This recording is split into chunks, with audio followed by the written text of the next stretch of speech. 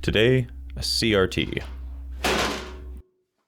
Tube TV, box TV, retro gaming TV.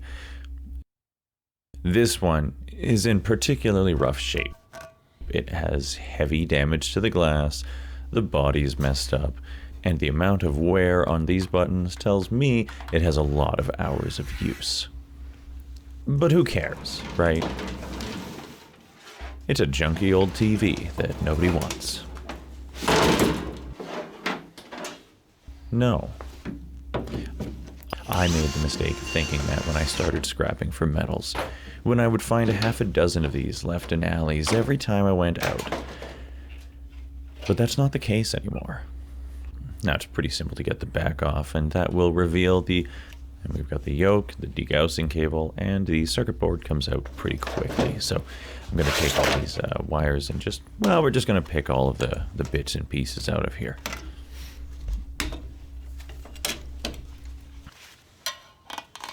Including this wire. This long wire is connected to the flyback transformer.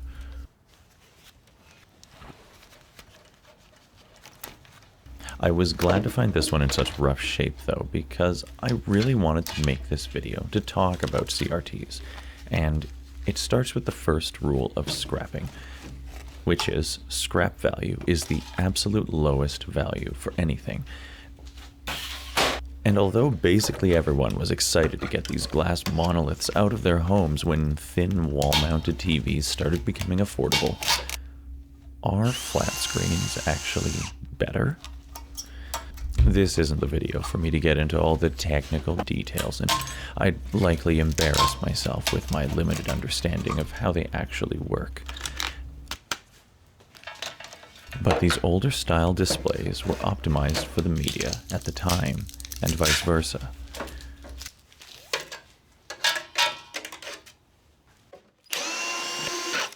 What they lack in resolution, they make up for with perfect blacks, smooth gradients, imperceptible latency, and saturated colors. So despite the advancements in modern OLED flat panels, many people are realizing these still offer a superior viewing experience for watching DVDs at home. Retro video game enthusiasts have long been aware of the integral role a CRT television has in enjoying older software the way artists intended. Have you ever tried PlayStation 1 games on a modern 4K flat panel?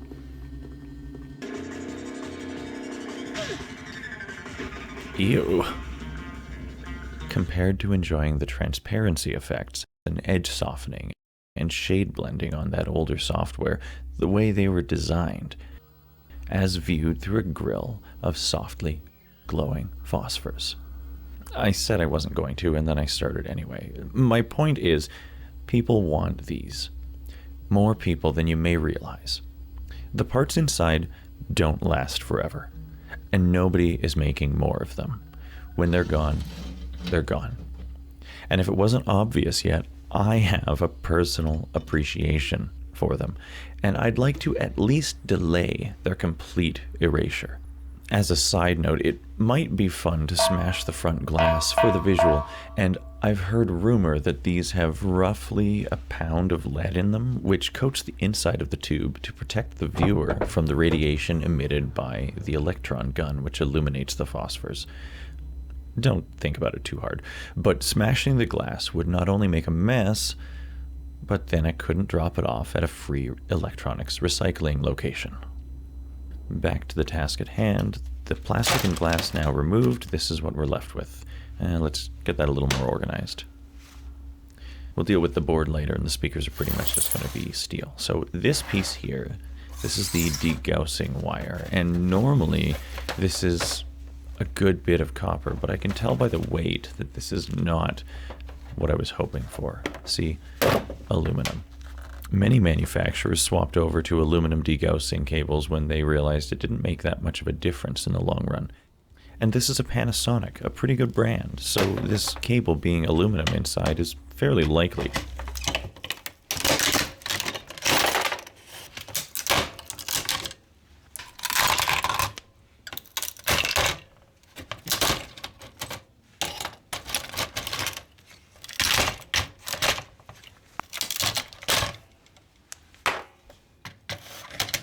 Listen, you'll see at the end of the video just how much copper you really get from one of these.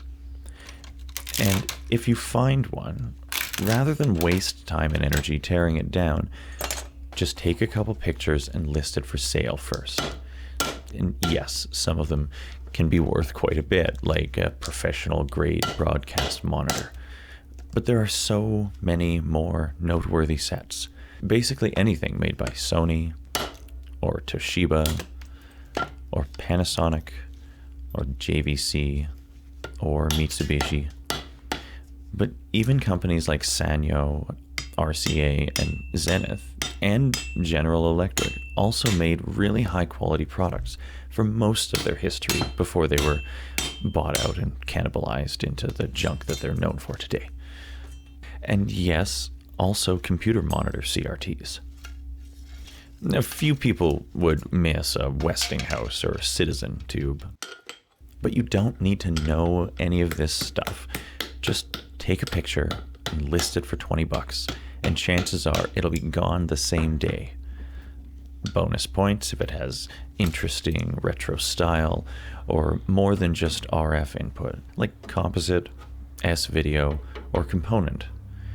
Bubble glass is good, flat glass is good, widescreen HD is good, having the stand or remote is always good. There are so many that are beautiful and worth preserving, and I myself am guilty of scrapping them in the past for a few dollars in copper. But I don't do it anymore unless the unit is genuinely beyond help. Even if it is, the flyback transformer, that's this thing, is in high demand and worth more than the copper. See, even the wire on this thing is not worth scrapping for copper. Look at that. Now, perfect example of as I say, not as I do. Might as well see just how much copper is in this transformer.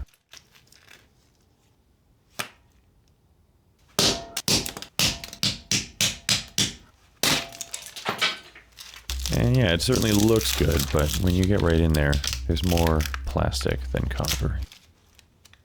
Even the copper is literally transparent. So,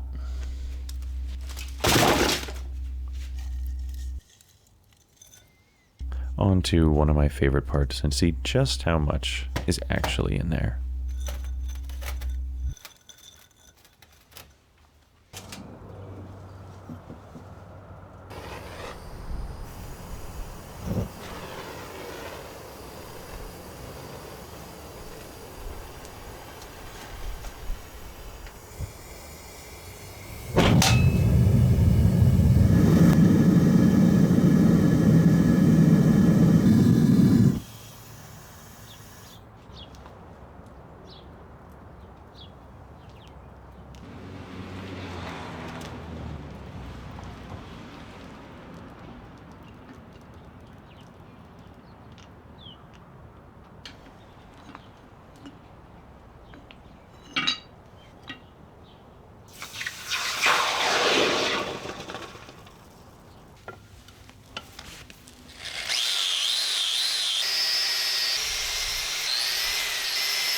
This scrapping video went in a bit of a different direction, but for good reason. I believe we're ultimately scrapping things for the same two reasons: to cut down on stuff going to the landfill and to make a little money. And when it comes to these clunky old TVs, we'll do a better job of both if we take the lazy route and sell them cheap to someone who wants them. And we'll get to the total in just a moment here. Yeah. So that's what this TV is worth in scrap. Food for thought. Thanks for watching. Leave it better than you found it. Keep doing the thing.